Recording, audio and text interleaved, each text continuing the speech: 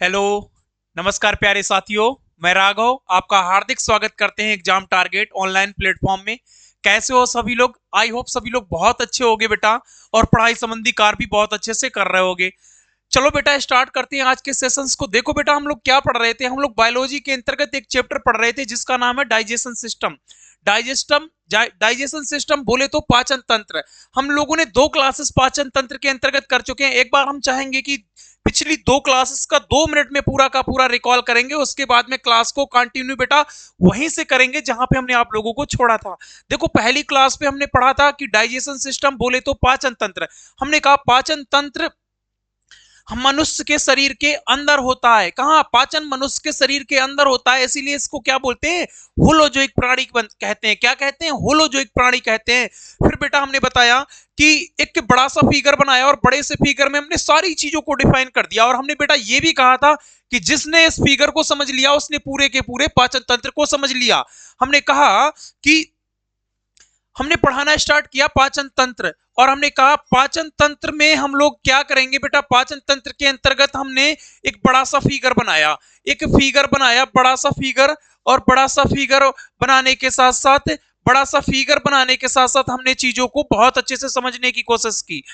हमने कहा बहुत अच्छे से कोशिश की। कैसे कोशिश की बेटा? हमने बताया कि ये फिगर जिसने समझ लिया, मुख से खाना खाया, नाक से सांस ली, ग्रसनी, ग्रसनी के बाद में ग्रासनली, ग्रासनली के बाद में आमाशय, आमाशय के बाद में छोटी आंत, छोटी आंत के बाद में बड़ी आंत, और बड़ी आंत के बाद में एनस से भोजन हमारा बाहर निकल जाता है। एनस से भोजन हमारा बाहर निकल जाता है। तो इस तरीके से हमने हमने कहा था जिस जिस बच्चे ने उस फिगर को समझ लिया उसको पाचन तंत्र के अंतर्गत कुछ भी नहीं पढ़ना होगा, कुछ भी नहीं पढ़ना होगा। फिर हमने उसके बाद पाचन का क्रम बता दिया। फिर हमने नेक्स्ट क्लास पे स्टार्ट किया। नेक्स्ट क्लास पे बेटा हमने क्या स्टार्ट किया? नेक्स्ट क्लास पे हमने आपको एक बहुत अच्छा कॉन्सेप्ट बताने की कोशिश की थी। हमने बेटा बताया था कि एक तो आहार नाल, एलिमेंट्री कलान, मुख से लगा के एनस तक के सारे प्रोसेस को हम लोग क्या कहते हैं? क्या कहते हैं? आहार नाल। हमने कहा आहार नाल की लंबाई 10 मीटर, फीट में देखेंगे तो 33 फीट। हमने कहा मुख से एनस तक का पूरा प्रोसेस आहार नाल। फिर हमने ग्रसनी को पढ़ लिया, हमने एपिग्लोटिस को पढ़ लिया।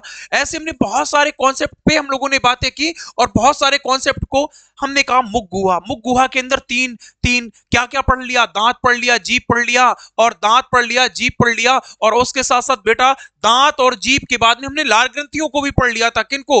हमने मुख गुहा के पास हमने दांत को पढ़ लिया, दांत के बाद हमने जीभ को पढ़ लिया, और जीभ के बाद हमने बेटा लार ग्रंथियों को पढ़ लिया। किनको पढ़ लिया? लार ग्रंथियों को पढ़ लिया। ठीक है, लार ग्रंथियों को पढ़ लिया। तो अब दांत को हमने बहुत अच्छे से समझाया, जीभ को भी बहुत अच्छे से समझाया, लार ग्रंथियों को भी पिछली क्लास में बहुत अच्छे से समझाया था। और एग्जामिनर का कहीं ना कहीं, हर एग्जामिनर का यहां से क्वेश्चन बेटा जरूर बनता है, तो इसको बहुत अच्छे से कवर कर लेना। क्या होता है डेंटल फार्मूला, कितने प्रकार के दांत होते हैं, क्या होता है जीभ, जीभ क्या देती है? स्वाद देने का काम करती है। हमने कहा जीभ के आगे वाले हिस्से से मीठा स्वाद, जीभ के पीछे वाले हिस्से से कड़वा स्वाद, जीभ के बगल वाले हिस्से से नमकीन स्वाद, और जीभ के मध्य वाले हिस्से से खट्टा स्वाद। हमने लार ग्रंथियों में लाइसोजाइम एमाइलेज और लाइसोजाइम एंजाइम और एमाइलेज एंजाइम को कवर कर दिया था। तो ऐसे ही हम लोग पिछली क्लासेस में जो भी पढ़ चुके हैं, हमने 2 मिनट लगे बेटा, 2 मिनट में हमने सारा का सारा रिकॉल कर लिया। चलो लास्ट पॉइंट हमारा बेटा था, लास्ट पॉइंट हमने पढ़ा था एपिग्लोटिस। एपिग्लोटिस के बाद में हमने कहा हमारा भोजन ग्रसनी तक आ चुका था। मुख गुहा के तीनों सब्सटेंस पढ़ के हमने ग्रसनी को पढ़ लिया था और एपिग्लोटिस को पढ़ लिया था। आज की क्लास में हम लोग वहीं से आगे से स्टार्ट करेंगे, लगाएंगे हेडिंग बेटा ग्रास नली। अब ग्रसनी के बाद में भोजन कहां आएगा बेटा? ग्रास नली में। ग्रास नली, हमने कहा ग्रास नली को क्या कहते हैं इंग्लिश में? हमने कहा फूड पाइप कहते हैं बेटा। क्या कहते हैं? हमने कहा फूड पाइप कहते हैं। हमने कहा इसी को ओसियोफेगस कहते हैं। क्या कहते हैं बेटा? इसी को ओसियोफेगस कहते हैं। क्या कहते हैं? ओसियोफेगस कहते हैं। ठीक है, चलो अब हमने कहा कि भोजन हमारा कहां तक आ चुका है बेटा? ग्रास नली तक आ चुका है। कहां तक आ चुका है? ग्रास नली तक आ चुका है। आओ एक एक करके धीरे धीरे चीजों को समझते हुए आगे बढ़ते हैं। हमने कहा भोजन हमारा कहां तक आ चुका है? ग्रास नली तक आ चुका है। चलो अगर भोजन हमारा ग्रास नली तक बेटा आ चुका है, तो चलो हमने कहा ग्रास नली, हमने कहा यहाँ पे पाचन होता है, तो हमारा पहला पॉइंट होगा यहाँ पे पाचन होता है, तो हमारा उत्तर होगा यहाँ पाचन नहीं होता है, यहाँ पाचन नहीं होता है। अगर आपसे कोई पूछे कि ग्रास नली में पाचन होता है, तो हमारा उत्तर होगा नहीं होता है, यहाँ तो भोजन आया है। मुख गुहा के बाद में ग्रसनी, ग्रसनी के बाद में ग्रास नली। अब ग्रास नली के बाद में बेटा हमने कहा कि जो मुख गुहा से आया हुआ भोजन, मुख गुहा से आया हुआ भोजन क्रमाकुंचन के द्वारा, किसके द्वारा? क्रमाकुंचन के द्वारा कहां? आमाशय में पहुंचता है।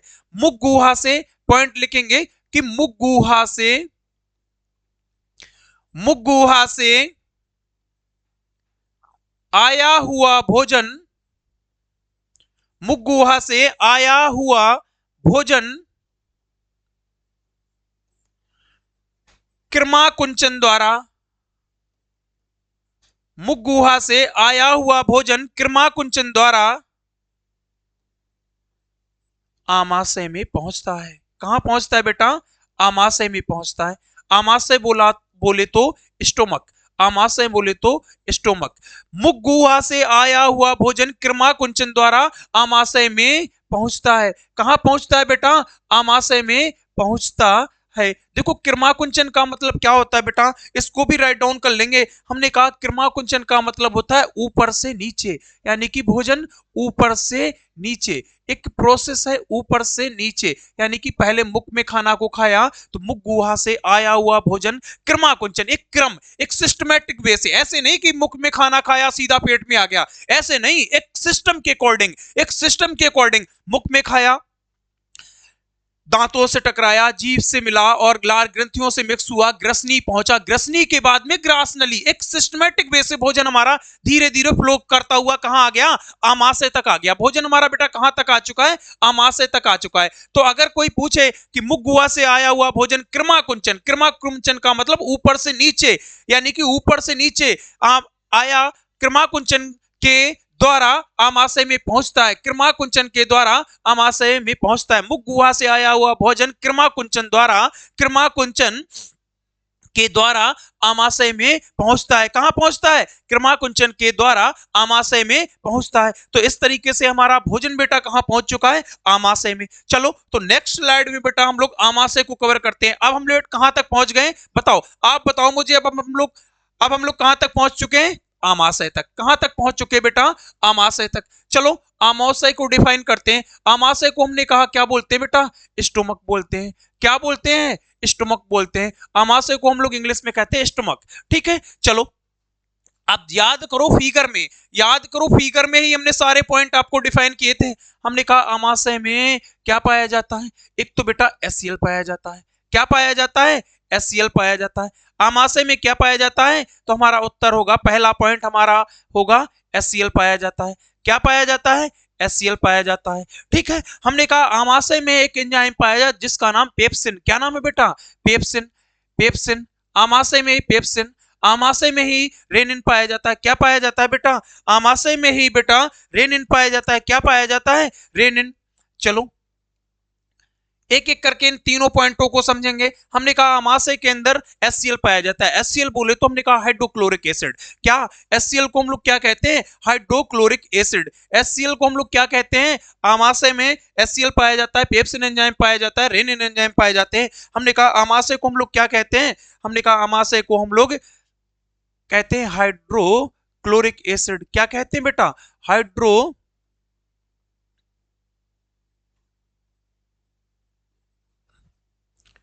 Hydrochloric acid. क्या कहते हैं इसको? हाइड्रोक्लोरिक एसिड कहते हैं। अब हमने कहा नेक्स्ट पॉइंट इसी में लिखेंगे। हमने कहा भोजन की उपस्थिति में हानिकारक जीवाणु, जो भोजन से जो हमारी बॉडी के अंदर जीवाणु प्रवेश करते हैं उनको कौन नष्ट करता है? एचसीएल नष्ट करता है। यानी कि भोजन में उपस्थित हानिकारक जीवाणु, यानी कि भोजन में उपस्थित भोजन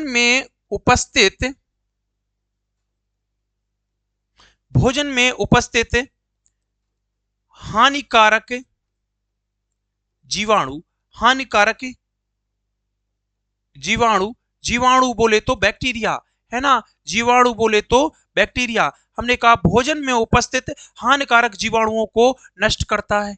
कौन नष्ट करता है? जीवाणुओं को नष्ट करता है। बेटा कौन करता है नष्ट? HCl करता है, नष्ट करता है। तो देखो HCl का एक ये भी काम हमने पढ़ लिया।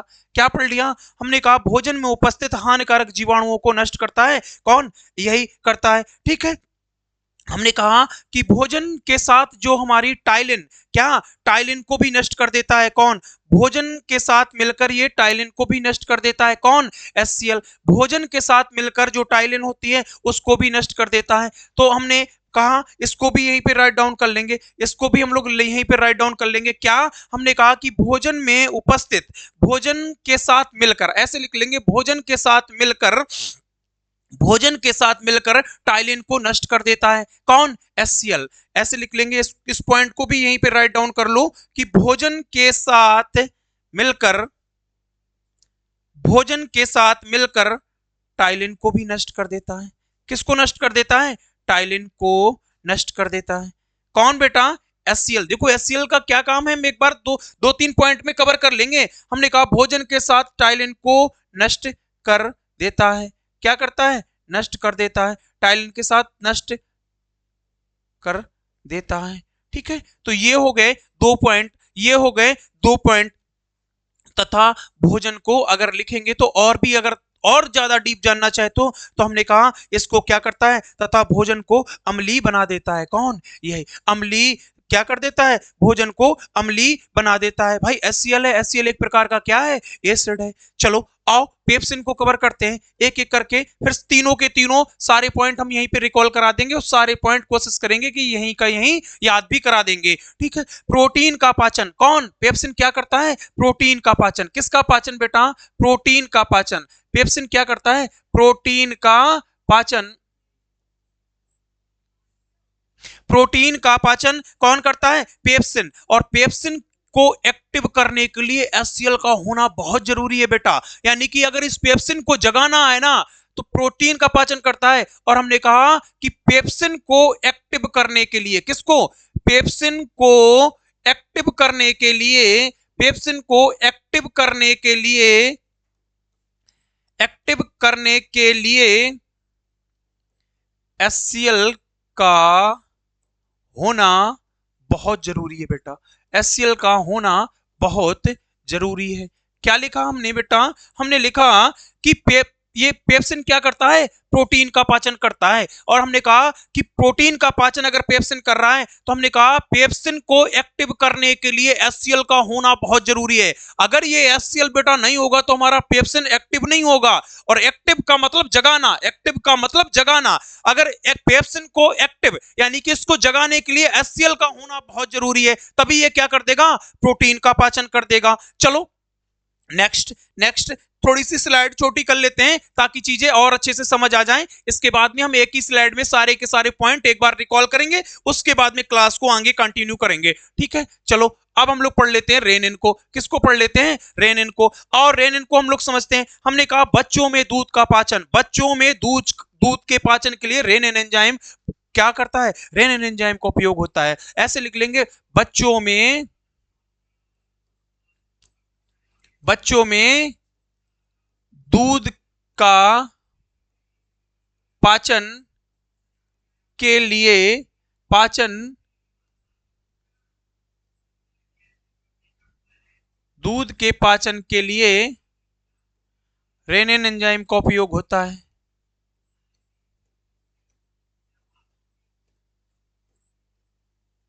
रेनिन एंजाइम का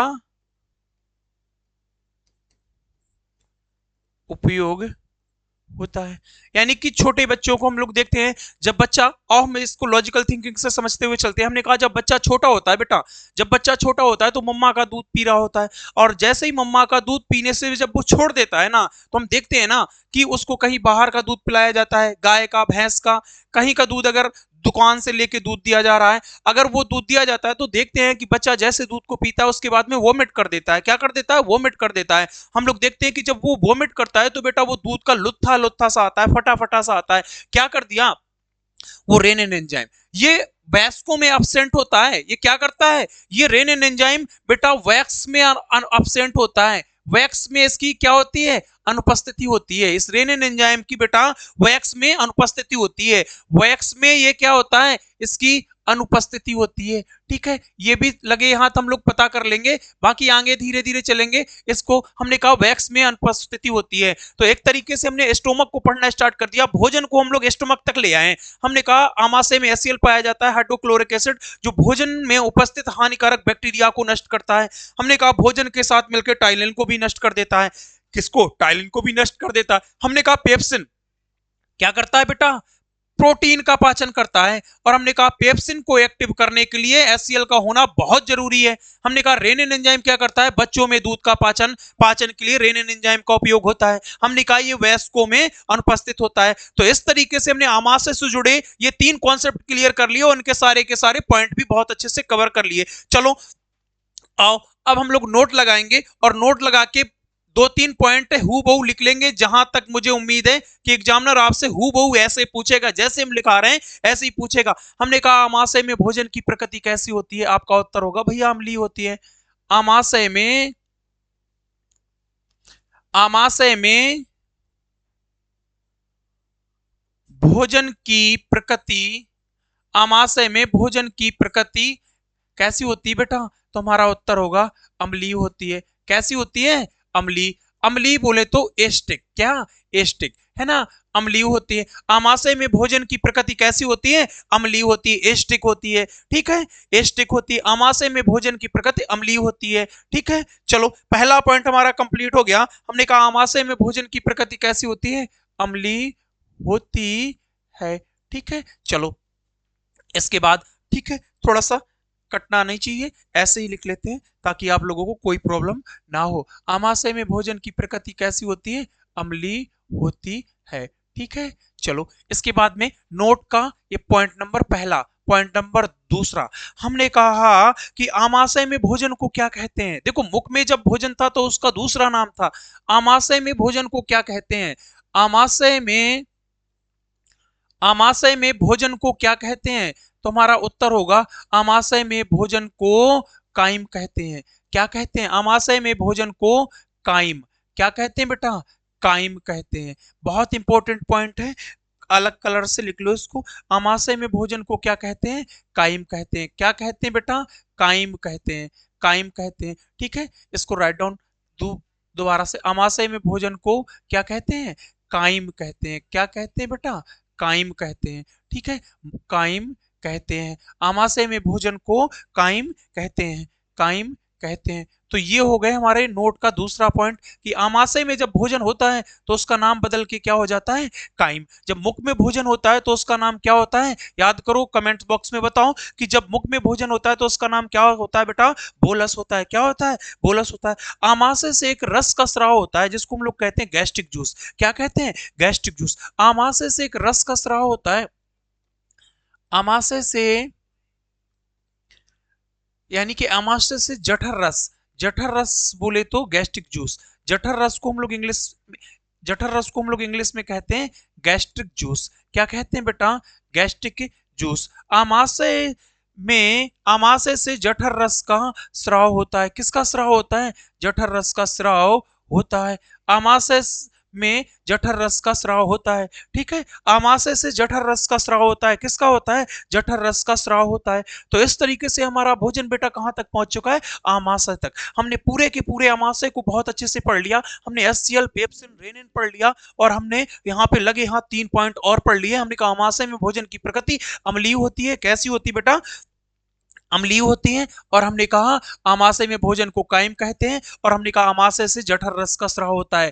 जठर रस बोले तो गैस्ट्रिक जूस का स्राव होता है। चलो ठीक है, अब आमाशय के बाद में हमारा भोजन बेटा कहां आ जाएगा? छोटी आंत में। कहां आ जाएगा? छोटी आंत में। आमाशय के बाद में हमारा भोजन बेटा कहां आ जाएगा? छोटी आंत। छोटी आंत बोले तो हमने कहा इसको कहते हैं स्मॉल इंटेस्टाइन। क्या कहते हैं बेटा? Small intestine. स्मॉल इंटेस्टाइन, छोटी आंत को हम लोग बोलते हैं स्मॉल इंटेस्टाइन। ठीक है, अब हमने कहा छोटी आंत के कितने पार्ट होते हैं? याद करो, हमने फिगर में बहुत अच्छे से डिफाइन किया। हमने कहा पहला भाग होता है ड्यूडनम। कौन होता है? ड्यूडनम। ड्यूडनम को ही हम लोग कहते हैं ग्रहणी। क्या कहते हैं बेटा? ग्रहणी। फिर हमने कहा दूसरा भाग होता है जेजुनम और हमने कहा तीसरा भाग होता है इलियम। क्या होता है बेटा? इलियम। ये छोटी आंत के तीनों पार्ट हैं। तो देखो आमाशय के बाद में सबसे पहले भोजन कहां आएगा? ग्रहणी में आएगा। कहां आएगा? ग्रहणी में आएगा। तो सबसे पहले जैसे ही पेट से भोजन निकलेगा, फिगर में आप देख पा रहे होंगे, फिगर को पलटा के देखना, जैसे ही पेट से भोजन निकलेगा तो सबसे पहले छोटी आंत के पहले ऐसे कहां आएगा? ग्रहणी में आएगा। तो हम लोग लगाएंगे हेडिंग ग्रहणी। क्या लगाएंगे? हम लोग लगाएंगे हेडिंग ग्रहणी। चलो, ग्रहणी, ग्रहणी को ही हम लोग क्या कहते हैं? ड्यूडनम कहते हैं। क्या कहते हैं बेटा? ड्यूडनम कहते हैं। और हमने कहा ड्यूडनम में भोजन कहां से? भोजन से, यानी कि आमाशय से जो भोजन आता है वो सबसे पहले कहां? ड्यूडनम में। कहां आता है? ड्यूडनम में। आमाशय से जो भोजन आएगा सबसे पहले कहां? ड्यूडनम में आएगा। ड्यूडनम बोले या इसी का दूसरा नाम ग्रहणी भी, इसी को हम लोग क्या कहते हैं? ग्रहणी। अब आमाशय से भोजन कहां पहुंच गया? ग्रहणी में। और हमने कहा आमाशय से जब भोजन ग्रहणी में पहुंच गया तो हमने कहा आमाशय से एक रस का इंक्रीजर होता है, यानी कि आमाशय से एक रस का इंक्रीजर होता है। देखो, ठीक है। चलो, इसके बाद में हमने कहा भाई कि आमाशय से एक रस का स्राव होता है। मोहित देखना बेटा, मोहित इधर बेटा देखो, इसमें ये क्या आ रहा है, इसको देख लो थोड़ा सा। चलो, इसके बाद में योर बैटरी इज रनिंग लो। ठीक है सर, बैटरी, पीसी की बैटरी हमें लगता है लो हो रही है, इसको देख लीजिएगा थोड़ा सा है। चलो, हम बेटा, चलो इस देखो भाई, ऑनलाइन है, टेक्निकल इशू आते जाते रहते हैं, तो वो तो अपना एक पार्ट है, वो चलता रहेगा। टेक्निकल डिपार्टमेंट अपना काम देखेगा, हम लोग अपनी पढ़ाई पे फोकस करते हैं। हमने कहा कि आमाशय से जब भोजन आएगा तो ग्रहणी, ग्रहणी बोले तो ड्यूडनम। हमने कहा आमाशय से भोजन कहां तक आ गया? ग्रहणी तक। अब हमने कहा कि आमाशय से भोजन ग्रहणी में आया तो ग्रहणी से एक रस का स्राव होता है जिसका नाम होता है अग्न्याशय रस। क्या नाम होता है बेटा? अग्न्याशय रस। अग्न्याशय रस, अग्न्याशय रस। ग्रहणी से एक रस का स्राव होता है जिसको कहते हैं अग्न्याशय रस। इसको हम लोग इंग्लिश में कहते हैं पैनक्रियोटिक, पैनक्रियोटिक जूस, पैंक्रियोटिक जूस। क्या कहते हैं बेटा? हाँ, इसको क्लोज करके रनिंग उस पे कर दो ना, बैटरी लगा दो, बैटरी के लिए ही है ना, कोई चलता रहेगा बस।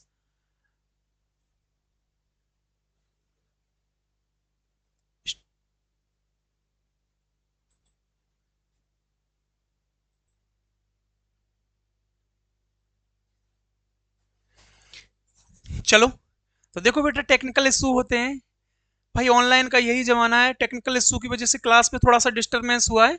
आई होप, मुझे भरोसा है कि आप लोगों को चीजें अच्छे से समझ आ रही हैं।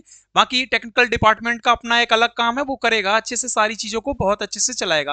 भाई साइंस है, टेक्निकल जमाना है, क्या किया जा सकता है? तो हम लोग कुछ नहीं कर सकते भाई, इतना आगे है टेक्निकल जमाना कि जरा भी देर नहीं लगती है पुरुष को महिला और महिला को पुरुष बनाने में। समझदार हो आप लोग स्वयं, ठीक है? तो कोई दिक्कत ना, ये तो चलता रहेगा, कभी कभार ऐसा हो जाता है, कोई दिक्कत नहीं। आइए हम लोग चलते हैं सीधा कॉन्सेप्ट पे और चीजों को समझते हैं। हमने कहा आमाशय से भोजन बेटा कहां आ गया? ग्रहणी, ग्रहणी बोले तो ड्यूडनम। हमने कहा ये आमाशय से भोजन यहां तक आ चुका है, यहां तक। अब हमने कहा आमाशय से भोजन जब ग्रहणी आ गया तो यहां से एक रस का स्राव होता है जिसको हम लोग कहते हैं पैंक्रियोटिक जूस, पैंक्रियोटिक जूस। अब हमने कहा कि जो ये पैंक्रियोटिक जूस है इसी को हम लोग कहते हैं पूर्ण पाचक रस। क्या कहते हैं बेटा? पूर्ण पाचक रस। इसी को हम लोग क्या कहते हैं बेटा? इसी को हम लोग कहते हैं पूर्ण पाचक रस। क्या कहते हैं बेटा? पूर्ण पाचक रस। क्या बोलते हैं? पूर्ण पाचक रस। ठीक है, इसको हम इंग्लिश में अगर कहें तो कह सकते हैं टोटल डाइजेस्टिव जूस। क्या कह सकते हैं बेटा? Total, total digestive juice. क्या कह सकते हैं बेटा? Total digestive juice. ठीक है, चलो, तो ये रही बात। हमने कहा कि अग्न्याशय रस बोले तो पैंक्रियोटिक जूस, हमने कहा इसी को कहते हैं पूर्णपाचक रस यानी कि पैंक्रियोटिक जूस, और हमने कहा इसको इंग्लिश में कहते हैं टोटल डाइजेस्टिव जूस। ठीक है, अब हमने कहा यहीं पे बेटा कार्बोहाइड्रेट्स, प्रोटीन और वसा तीनों का पाचन होता है। तो आपका एक बहुत इंपॉर्टेंट क्वेश्चन बन जाएगा, आपका बहुत ही एक इंपॉर्टेंट क्वेश्चन बन जाएगा कि कार्बोहाइड्रेट्स, देखो हमें पचाना किसको था? बस इन्हीं को पचाना था। कार्बोहाइड्रेट्स, वसा, प्रोटीन, कार्बोहाइड्रेट्स, वसा, प्रोटीन, कार्बोहाइड्रेट्स, वसा, प्रोटीन, इन सब का पाचन यहीं होने लगता है। यानी कि कार्बोहाइड्रेट्स, वसा, प्रोटीन, इस सब का पाचन यहीं होता है। पाचन होता है, पाचन होता है। तीनों का पाचन कहां?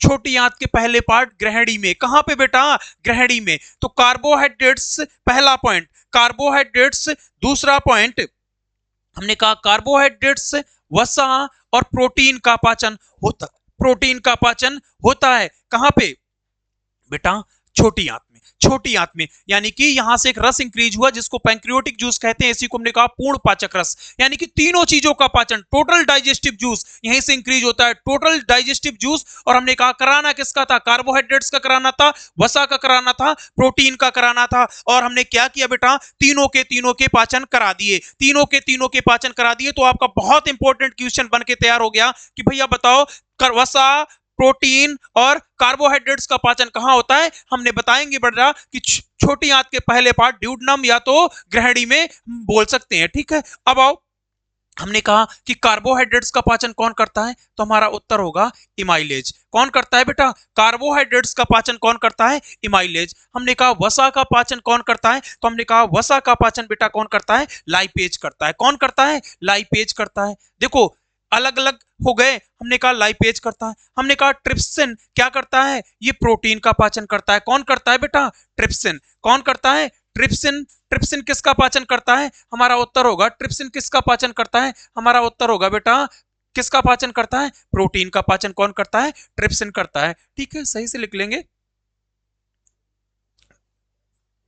ट्रिप्सिन। ठीक है, ट्रिप्सिन किसका पाचन करता है, प्रोटीन का। लाइपेज किसका करता है, वसा का। इमाइलेज किसका करता है, कार्बोहाइड्रेट्स का। तीनों का पाचन होता कहां है, छोटी आंत के पहले पार्ट ड्यूडनम में होता है। हमने कहा यहीं से एक रस का स्राव होता है जिसका नाम अग्न्याशय रस। पैंक्रियोटिक जूस हमने कहा पूर्ण पाचक रस इसी को बोलते हैं, यानी कि टोटल डाइजेस्टिव जूस भी इसी को हम लोग कहते हैं, टोटल डाइजेस्टिव जूस। यानी कि हमें पता चल गया कि कार्बोहाइड्रेट्स, वसा और प्रोटीन का पाचन कहां होता है, तो हमारा उत्तर हो गया कि कार्बोहाइड्रेट्स, वसा और प्रोटीन का पाचन हमारा अग्न्याशय रस। कहां से, अग्न्याशय रस में होता है, यानी कि जिसको हम लोग पूर्ण पाचक रस कहते हैं या टोटल डाइजेस्टिव जूस कहते हैं। ठीक है, तो इस तरीके से हमने ये भी स्लाइड कवर कर ली। चलो नोट लगाओ और एक पॉइंट लिखो, नोट लगाओ और एक पॉइंट लिखो, बहुत ही इंपॉर्टेंट पॉइंट लिखेंगे बेटा कि आमाशय में भोजन की प्रकृति कैसी होती है। अभी जस्ट हमने बताया कि आमाशय में भोजन की प्रकृति, आमाशय में भोजन की प्रकृति, आमाशय में भोजन की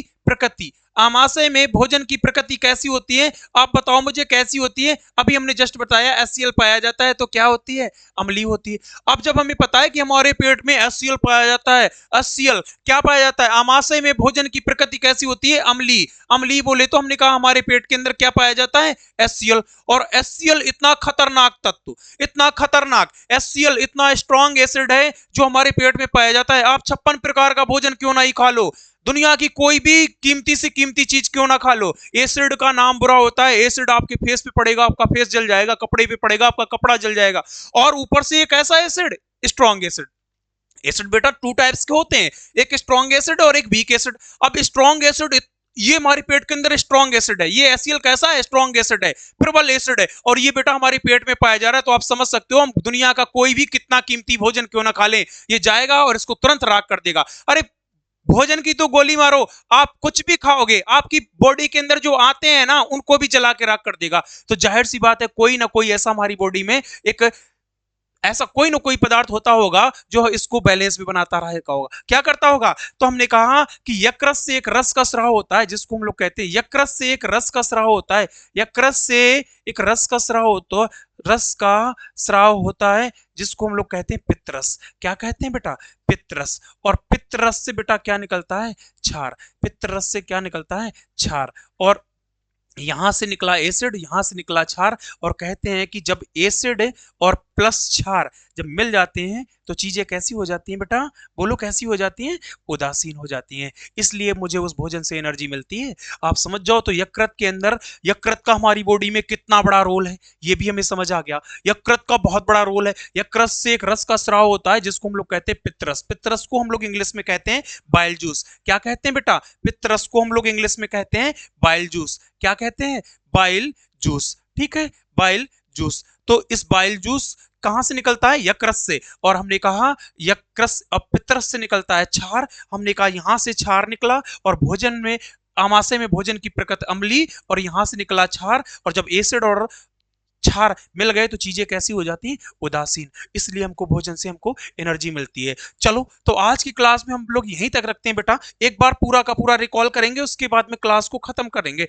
आज थोड़ा सा टेक्निकल इशू है तो हम लोग क्लास को छोटी ही सी रखते हैं, इसके बाद में नेक्स्ट क्लास में बहुत अच्छे से फिर प्रॉपर बहुत अच्छे से समझाते हुए चलेंगे।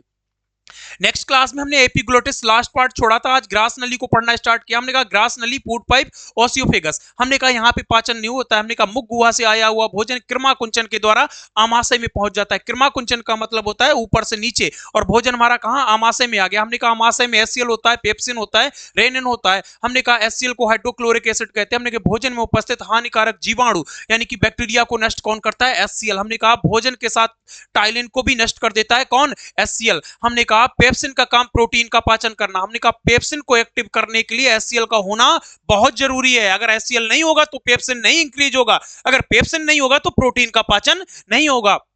हमने कहा रेनिन एंजाइम, ये बच्चों में दूध का पाचन करता है कौन, रेनिन एंजाइम। बच्चों में दूध का पाचन कौन करता है, रेनिन एंजाइम। हमने कहा ये वयस्कों में अनुपस्थित होता है। फिर हमने कहा आमाशय में भोजन की प्रकृति कैसी होती है, अम्लीय होती है। हमने कहा आमाशय में भोजन को क्या कहते हैं, काइम कहते हैं। आप बताओ मुख में भोजन को क्या कहते हैं, बोलस कहते हैं। हमने कहा आमाशय से एक रस का स्राव होता है जिसका नाम जठर रस यानी कि गैस्ट्रिक जूस। हमने अग्न्याशय, हमने पढ़ना स्टार्ट किया बेटा छोटी आंत। अब हमने कहा हमारा भोजन कहां पहुंच गया, छोटी आंत। हमने कहा छोटी आंत के 3 पार्ट होते हैं। छोटी आंत के कितने पार्ट होते हैं, 3 पार्ट। हमने कहा ड्यूडनम, जेजुनम, इलियम। हमने कहा ड्यूडनम में भोजन कहां से आया, कहां से आया, आमाशय से। हमने कहा यहीं से एक रस का स्राव हुआ जिसका नाम अग्न्याशय रस, जिसको हम लोग पैंक्रियोटिक जूस कहते हैं। हमने कहा इसी को हम लोग कहते हैं पूर्ण पाचक रस। हमने कहा पूर्ण पाचक यानी कि संपूर्ण चीज का पाचन, कार्बोहाइड्रेट्स का, वसा का, प्रोटीन का। हमने कहा कार्बोहाइड्रेट्स का पाचन कौन कर रहा है, इमाइलेज। ये चीज हम लोग मुख गुहा के अंतर्गत पढ़ चुके थे। वसा का लाइपेज, प्रोटीन का ट्रिप्सिन। ठीक है, चलो इसके बाद हमने बताया कि आमाशय में भोजन की प्रकृति अम्लीय होती है और यकृत से एक रस का स्राव होता है जिसका नाम पित्तरस। हमने कहा पित्तरस को बाइल जूस कहते हैं। यहां से क्षार होता है और क्षार और एसिड जब मिल जाती है तो चीजें उदासीन हो जाती हैं। तो इस तरीके से आज की क्लास को हम लोग यहीं तक रखते हैं। नेक्स्ट क्लास में हम लीवर पढ़ेंगे, इतने अच्छे लेवल का लीवर पढ़ेंगे। नेक्स्ट क्लास में आपका डाइजेशन पूरा खत्म हो जाएगा, इसके बाद में हम लोग ब्लड में पहुंच जाएंगे। ठीक है, चलो बेटा तो आज अपनी क्लास को हम यहीं तक रखते हैं, मिलते हैं नेक्स्ट क्लास में बेटा। तब तक के लिए ऑल द बेस्ट, अच्छे से सभी लोग पढ़ाई करिएगा, ख्याल रखिएगा अपना और अपनों का। धन्यवाद।